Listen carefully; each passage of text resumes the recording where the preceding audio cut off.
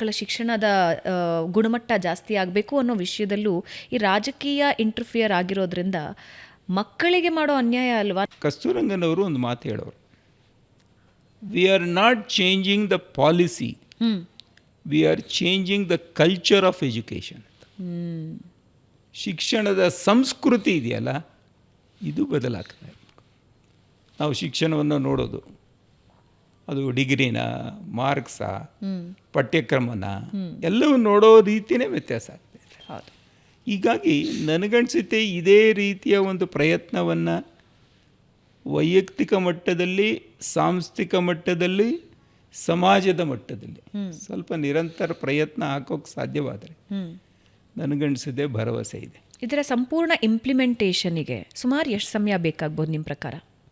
ನಾವು ಅವತ್ತು ಯೋಚನೆ ಮಾಡಿದಾಗ ಸುಮಾರು 10 ವರ್ಷಗಳ ಕಾಲ ಬೇಕಾಗುತ್ತೆ ಅಂತ ನಾವು ಅವತ್ತು ಅಂದಾಜು ಮಾಡಿದ್ವಿ.